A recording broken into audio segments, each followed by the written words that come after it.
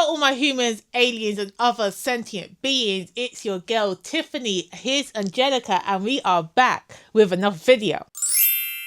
So I'm aware it's been a hot minute since I made a video, and just giving you the brief rundown, I did film a lot of videos last year, but there was no sound recording.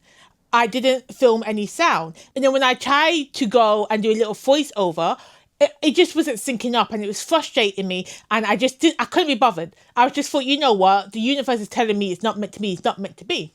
Then I saw an article come out recently about black books not hitting the right, not getting sold, not being on the top seller list. I put a picture up here so you see what I'm talking about. So I saw that article and I thought, hold on a minute. All I'm reading so far has been black books. I mean, I do sprinkle a little other ethnicities in there, but most of the time I'm reading black authored books. And the fact that this article came out that people ain't reading or people ain't buying these books, it's ridiculous to me. So then I thought this was the universe telling me to get back out there, to start making my videos again and start promoting authors that I love to read, books that I love, be them black authored book or other ethnic books out there, because I've been reading and I got things to say. So this is me getting back into my YouTube bag. Okay, so this video here are the books that I did read last year or the beginning of this year, but basically these are books that came out in 2025 that I read and I love. So this is the video that I recorded back then that had no sound. So I'm just gonna bring it back up. So I'm going to be looking down at my notes because it's been a bit since I have read these books, but I do want to discuss them. So with that disclaimer out the way and that brief introduction, let's just get into this video. First book here, we have Death of the Author. Now this book,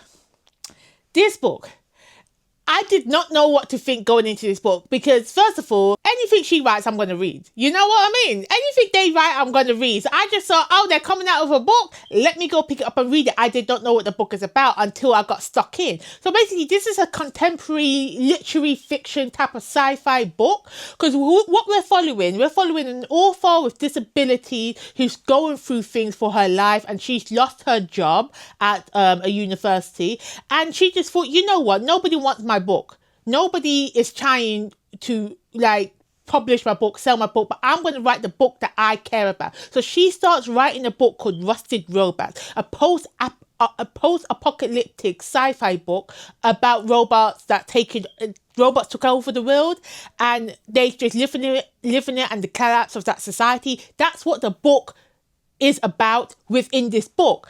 But Death of the Author is about the author of this Rusted Robot books. I hope that makes sense. It's a book within a book, basically. And the book within the book, the Rusted Robots book, it was fascinating. I wanted to read that book in full. I mean, we do get snippets of that, but not enough. Like, she should have just put out two books, one called Death of the Author, one called Rusted Robots, and just said, you know what, read them in together. Anywho, so let me tell you a bit more. This book does have a strong disability rep because Selu, who is our main character, it's very hot in the UK right now and I am sweating like balls, and I don't know, for some reason, I have not bought a fan. I have no aircon.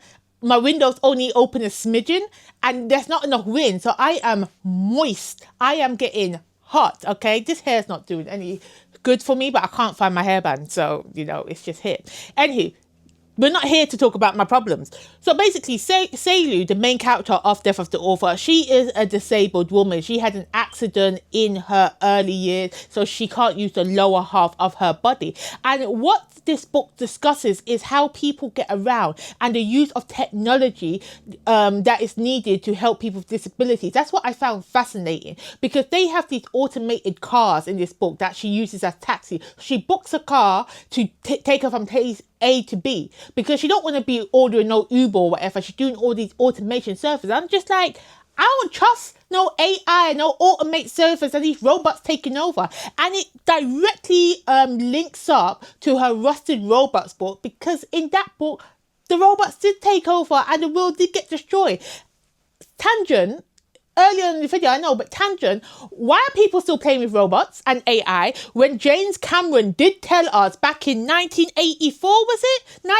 Back in the 80s, James Cameron did don't tell us that we need John Connor to go and save us from the machines taking over, yeah? And we needed to get Sarah Connor give birth to the child that saved the world. But instead of taking that warning to her and saying, you know what? Machines will destroy humanity. We're out here playing games. We're out here playing games with AI. We're out here playing games, making robots do the work what humans can do. It don't make no sense. It don't make no sense. So now, when the robot uprising happens, you know, and when they become the dominant species on Earth and get sentience, who are we to blame but ourselves? Tangent over. Back to the book. All in all, this book, Death of the Author, I thoroughly enjoyed it. So I did enjoy both storylines. Now, even though the Rusted Robot story was intriguing, it tackled complex themes, the characters in that Rusted Robot segment, it just didn't have the same depth that Seilu did. So Seilu is the main, it's Seilu's story, by the way. So we see her family dynamics, how she's coping with her disability, how she went from an insignificant author who got fired from her job, you know, to an overnight sensation that everybody's talking about. And also in this book, they talk about the adaptation of her novel, because her Rusted Robot story in her world is a phenomenon. Everybody loves it. Bestseller. Everyone's on the talk show, over social media. Everyone's talking about it. So obviously the studios want to pick up on it, get the film right. So they have it adapted. That sounds weird, but I know that's the correct word. So they have her book made into a film. And then because her book, Rusted Robots, is ingrained within her culture. She's a Nigerian American. So it is ingrained with the Nigerian culture. But the adaptation is taken away from the essence of the culture of that story. It's taken away to appeal for a broader audience. And the reason why I think that Nnedi Okorafor did something fantastic here, what are we seeing now with the Children of Blood and Bone adaptation that's going on? What do we see? Because that book is rooted in Nigerian culture, yet the adaptation, the author, what's her name, Tomi, has stepped away because it's not her vision. So we're seeing it play out in real time. What Death of the Author was talking about it, I loved it. There were other things in this book that I thought were fantastic. There were other things. There was something happened. She got kidnapped. That was it. My girl got kidnapped. So Seilu in the book, she went off to Nigeria to go see her family. But then she got kidnapped because she has robot legs. She put robot legs on her body so she'd be able to move around and walk about, yeah? And people tried to kidnap her because they were just like, hold on a minute, we want those legs. So people in Nigeria tried to kidnap her. And my girl starts running. She's running like Terminator. She's running like the TX-6000. Is that what it's called? I don't know, it's a book. This is what I saw when I was reading it. And I was just like, that whole scene was fantastic. So I feel like I read this book with my eyeballs. I do want to reread it, but I probably will listen to it just so I can be doing other things while I consume this story again. But this was a fantastic read. So I would suggest, if you have not read Death of the Author yet, go read it. It's been out for more than a year, or a year and a bit now. So it's available. Go check with your library. Fantastic story. So the next book I'm going to talk about today is A Song of Legends Lost. Now, I am aware that the second book of this trilogy has already been out. It's called A Dance of Burning Braids. I haven't read the second book because I'm waiting for the third one to come out. Then I can do the whole series. But the first book, A Song of Legend Lost, when I read that last year, it was fantastic. I swear to God, this was one of the best debut novels that I have read. So this book, the series as a whole, is set in a world of 9 lands where people can summon their ancestral spirits, these giant bemoves.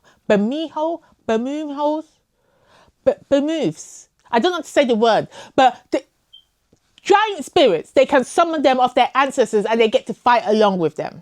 And it's only reserved for like the elites, the noble class people. It's only believed people with the right blood can summon their ancestors. But a commoner, you know, one of the little ninny biddies down below in the commons was able to summon one of these ancestral spirits. And that unlocks a chain of events and changes the course of the Nine Lands. So that's what briefly the book is about. And let me tell you, this book was fantastic. Now, this book was a breath of fresh air because in this current publishing landscape of everybody trying to get romance in their stories and everybody trying to do a bit of romantasy, a bit of kissy and sexy time, this book had none. I mean, you can infer some relationship goals in it, but it's not the focus point. We are back to what I love about fantasy, which is battles, which is betrayal, you know, which is different factions trying to get power over the other person. You know, it's not all about will they or won't they and when are they going to kiss.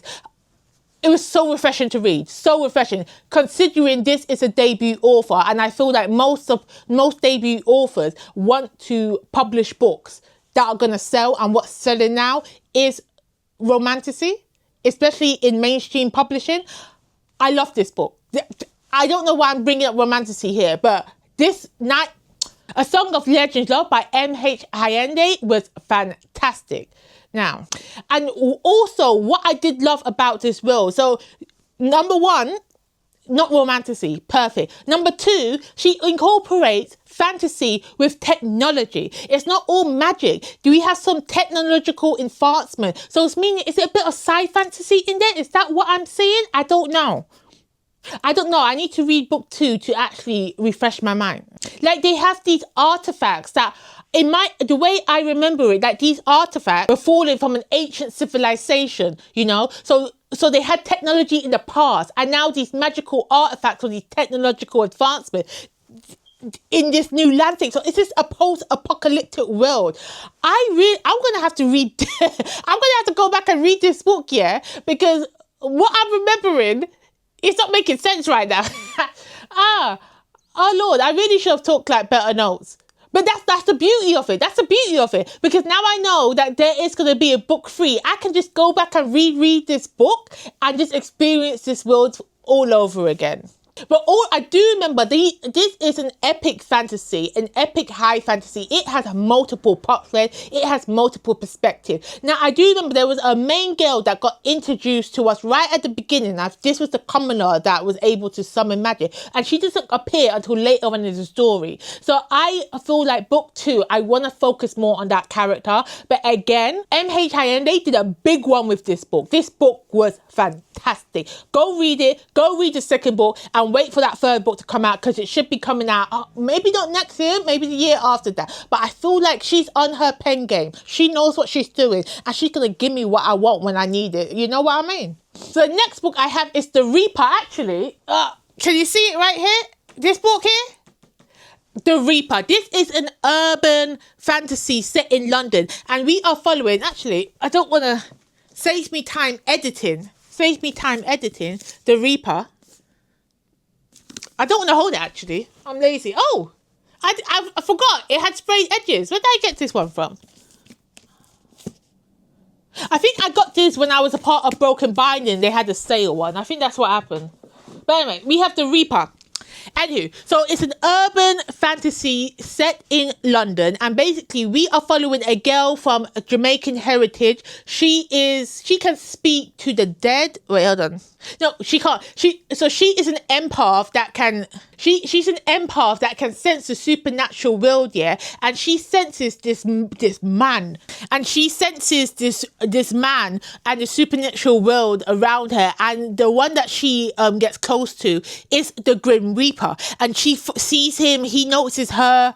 And she senses this man, this Grim Reaper, and he's actually an assassin for hire, yeah? So he's out here killing off people from the supernatural world that he has names on, you know what I mean? So then she tries to get involved into the supernatural through him, and I know there was a murder mystery going on. Were they trying to find some kidnapped girls? This is what happens when I try to review books that I read last year. I swear to God, Let me double check.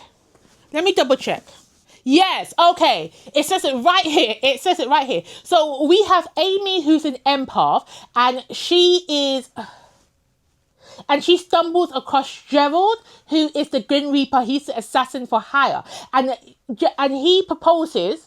Getting hot again. Oh Lord, I'm getting hot.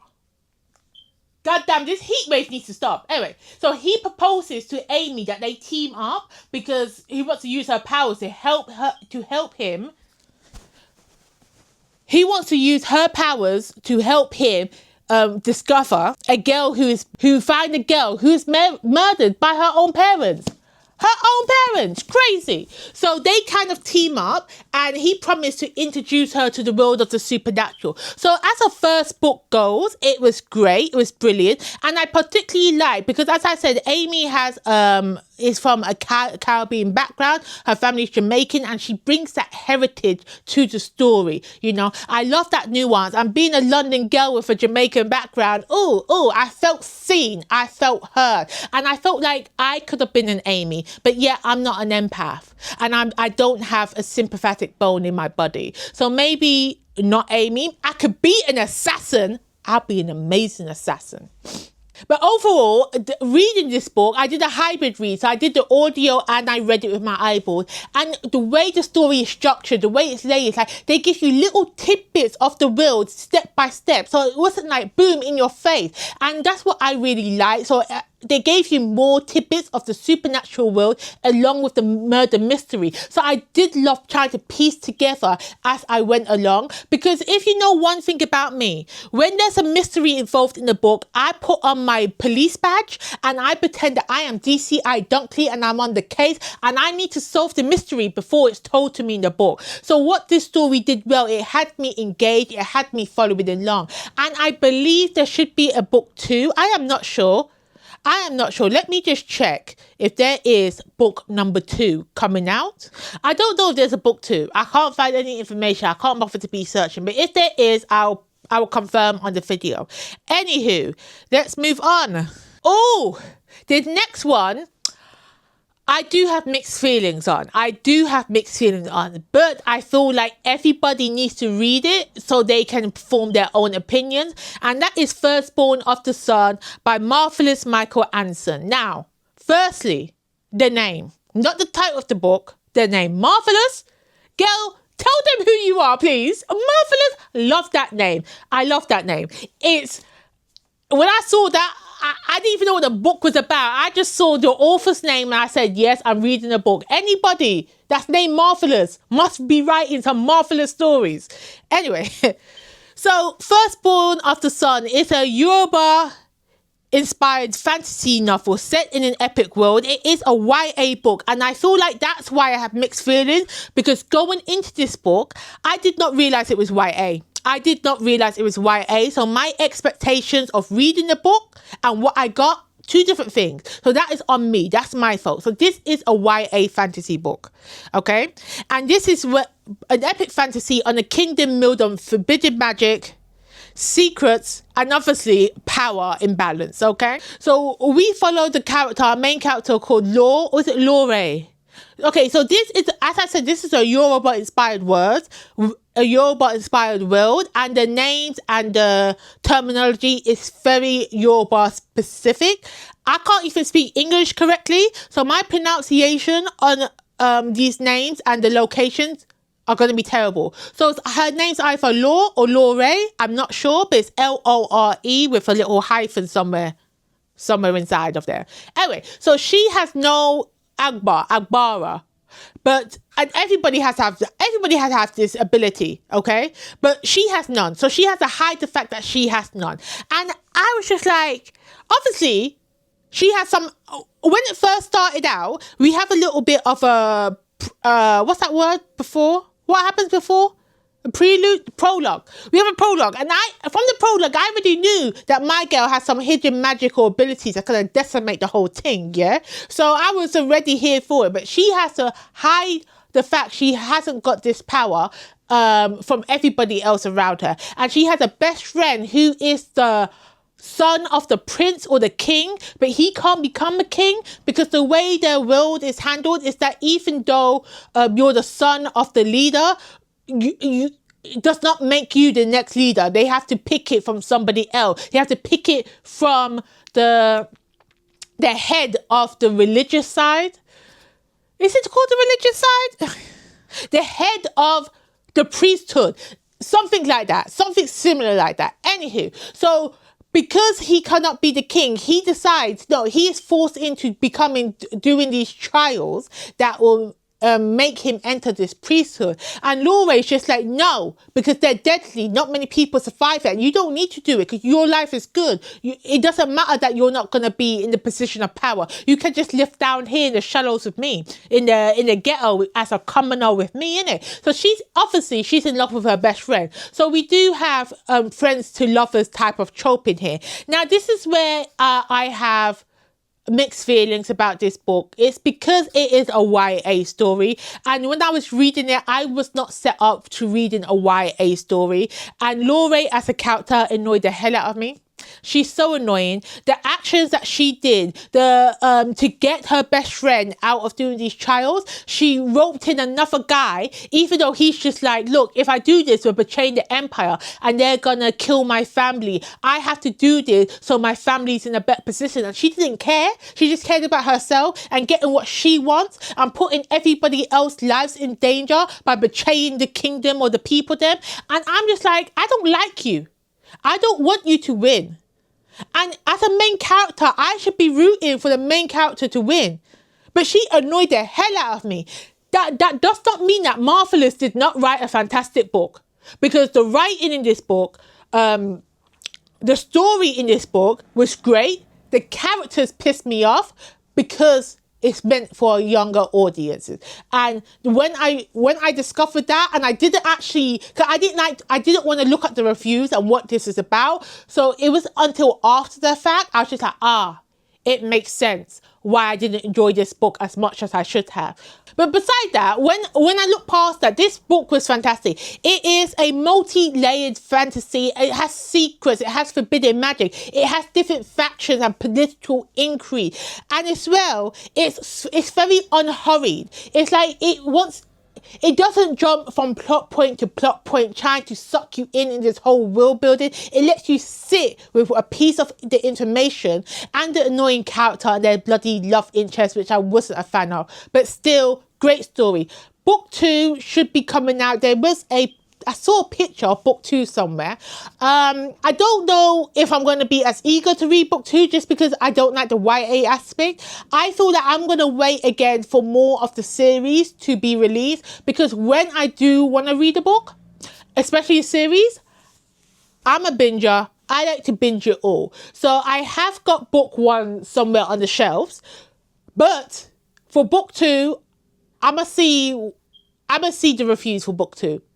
Because it's YA, and YA is not really, I don't know what I'm going to do with this book. I don't know what to do with the story. It might come out, and I might be having FOMO and be like, you know what, I don't want no spoilers. Just let me read the book and see what I got with the story. You know what I mean? But if you want a book steeped into Yoruba culture, if you like YA, if you like a bit of romanticy, if you like political intrigue, if you like forbidden magic, you know, this book is for you. I would highly recommend you check this story out. The next one that I have on my list, now this is crazy. It was the same time that I bought The Reaper. Where's the book?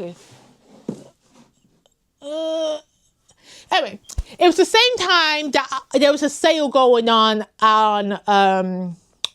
with the Broken Binding when I bought The Reaper. I also bought this book called Lucid, which I can't even bother to get up and find the book, but there's a book, Lucid, that I bought at the same time. Now, I didn't hear nothing about this book. I didn't even know what this book was about when I saw it. I just saw it's also on sale. The author was black. The author was from the UK. And it's a fantasy book. So I was just like, my guy, I'm reading your book. So I did it. So I read the book, and the thing is, there were some parts of the book, I'll try and take a picture and show you, where the writing was blurred out, where the writing was faded. And I thought Broken Binding ran out of ink. It wasn't until, I also did a hybrid read for this story. It wasn't until that I was reading the book and listened to it that I realised that the fading out was intentional.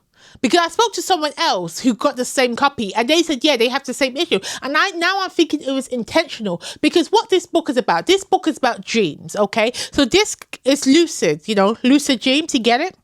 But anyway, so this is a gritty near-future urban fantasy set in a post-apocalyptic world. And instead of it being London, this is in Birmingham now. So something happened. The catalysm, I think it was called. Something happened. It's a post-apocalyptic world, and where reality, dreams, and power, they're all blurring together.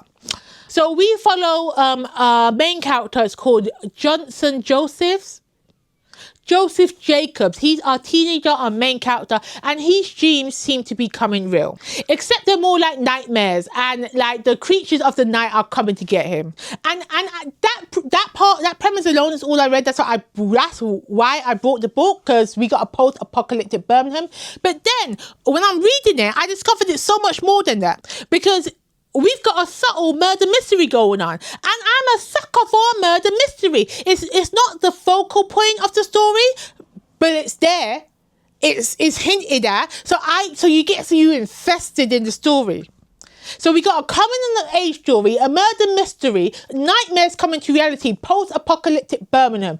And I just thought it was a great read. It was very entertaining. But there was a lot of plot threads going on, and it did kind of confuse me at times. That's why I had to do a hybrid read of it, so I could actually lock in and focus. Like, sometimes you was going to the left and then the story took a right. Wait, left? No. That's right. You was going to the right and then the story took a left. And I was just like, hold on a minute. How did we get from A to B? And it took me a while to get on the right path. And then I saw the fact that the pages were fading out. But I realised that was the dreams. That when the writing was faded a bit, that's because my man was dreaming. So I think every time he was dreaming and he was going in and out of a lucid state, so did the writing. And I feel like if that happened, if you're just reading the book and the copy was like mine, that would confuse me. That would annoy me. So I didn't like that. But luckily, I had the audio book as well. And as you can see, my eyesight is terrible. So why are you going to fade out the ink and make it harder for me to read the book? Don't make no sense. So, as I said, you have a lot of plot points, and that kind of annoyed me because they were just weaving in and out, and once you got invested in one point, it would jump to the other. So I feel like that cohesion wasn't there, but I loved how they blended multiple genres together. As I said, murder mystery, dystopian, not dystopian, post-apocalyptic. There's a difference between dystopian and post-apocalyptic. This is post-apocalyptic. British, urban, gritty crime drama. I love that whole blendation of the genres. So at the end of the book, when I was reading it, I did wish I knew a bit more about the magic system and the dreams and how they work together. Like, they told us a bit, it wasn't enough. I needed more information. I'm someone that likes to, especially if this is a standalone, I'm not sure if there's a book 2 or not, but especially if this is it, I still have questions. I need explanations. Don't let me imagine things. Because when I start imagining how the story ends and your book don't make no sense to me, it's going to piss me off. Tell me in concrete evidence, please. Anyway, so all in all, I do think if this is something that intrigues you, if you like I can't even say that word, but if you like post-whatever world, British crime dramas, sci-fi, murder mysteries, check this book out. I guarantee you might enjoy it. That's a contradiction, because guarantee and might don't make no sense. That don't work together. Who cares? Now the last one I have on this list was my favourite read of 2025. Was absolutely phenomenal. And it's right there in the place of power. Birth of a Dynasty. This book gave me everything. When I say I wanted fantasy, when I say I wanted intrigue, when I say I wanted to be pissed, I wanted to be mad at these characters alongside other characters for the actions that they were doing in the book and got me invested, this is what I wanted. The only reason that I got so mad at this book is because book 2 weren't available. It still ain't available to me. I think I have to wait until November for book 2. And by then, I don't know how many books on the series. I need it all. I need it all. This is why I hate reading new fantasy books, because I have to wait for the next installment. I'm a binger. I need closure, you know? And the fact that I don't know what's happening next in these stories is causing my heart to hurt. Like, I don't know what to do with myself. Anyway, Birth of the Dynasty. So what is Birth of the Dynasty about? So Birth of the Dynasty is, from the title, can you not tell? Anyway, so basically, as the book opens up, we are seeing a collapse of a house. And if my memory serves me right, I feel like they were a very I don't think they were the king or queen, but they're like the high lords or someone controlling this region. They are a very powerful household, and they have been betrayed, and their house is falling, and people are killing the family members and their allegiance. So when the book opens, we have a mother talking to her daughter and her young son. He must have been like 5 or something.